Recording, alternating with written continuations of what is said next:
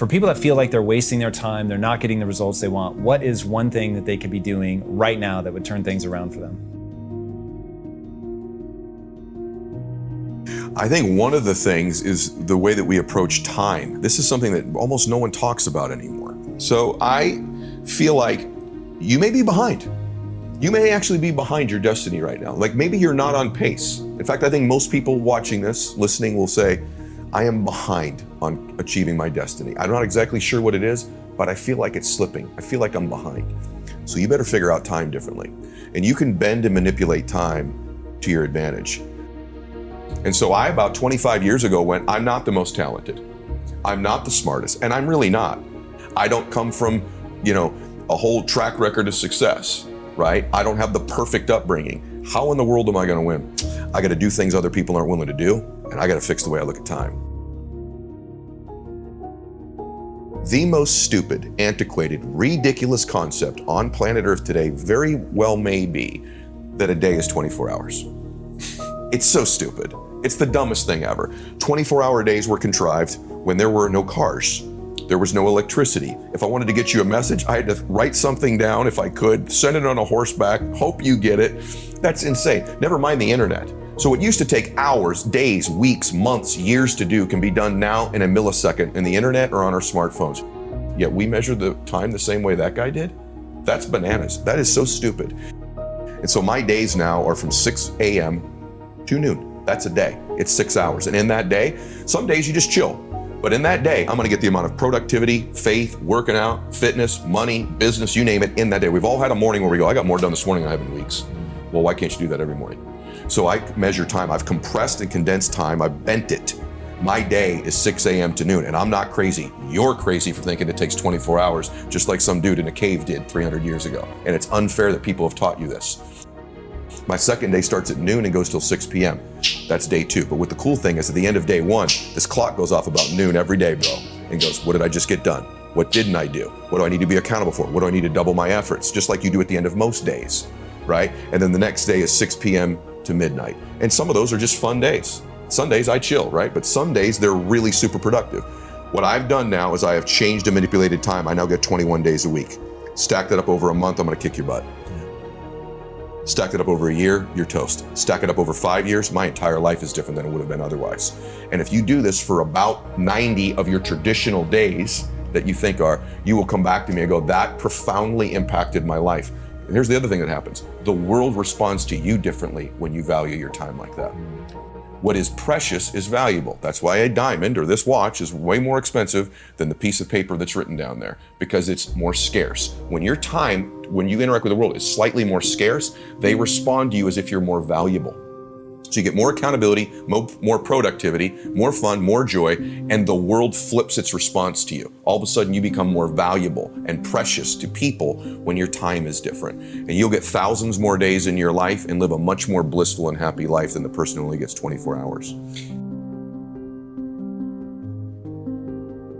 Building self-confidence is the process of keeping the promises you make to yourself. And if you lack self-confidence, you've got a relationship and reputation with yourself that's not very favorable.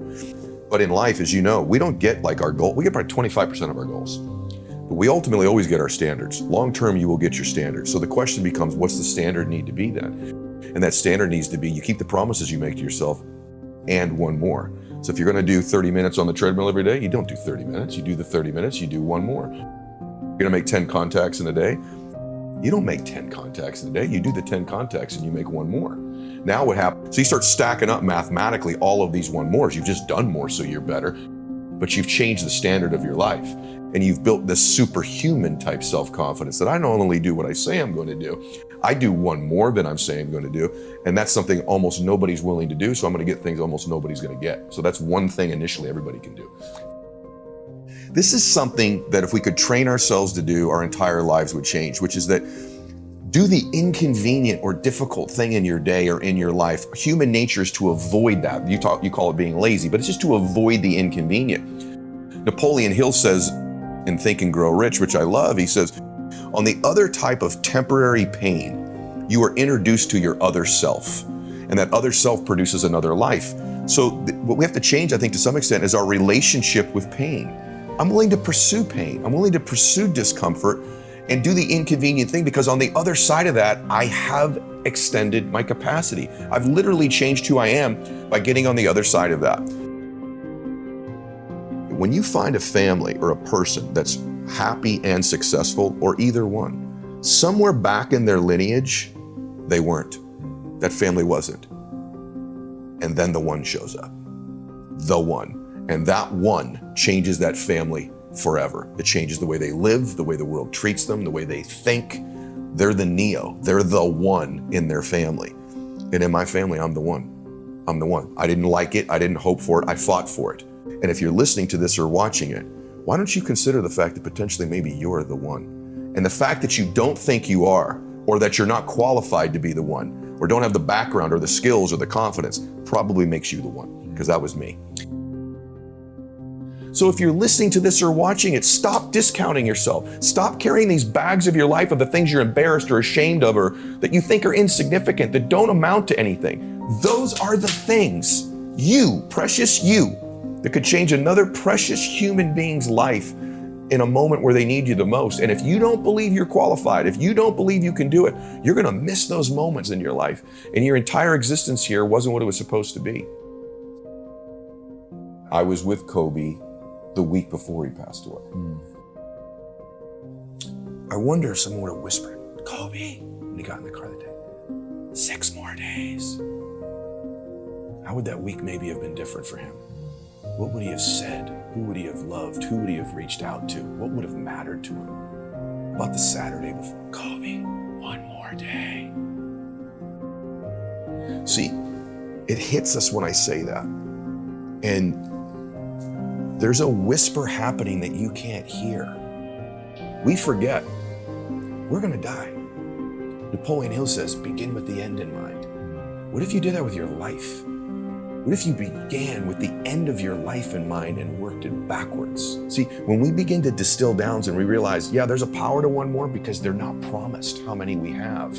And there's a power and there's a blessing that you get 1 more in your life. Have another day to change their life. They have another opportunity to do 1 more. They have another opportunity to make their family proud of them. They still have more time. They don't just have 1 more day probably to be the one in their family. Life is beautiful, it's precious, and sometimes we only have an appreciation for it in its absence. Sometimes we only have an appreciation for the power of the 1 mores or the people in our lives when we imagine their absence. And so I would just ask everybody to consider that.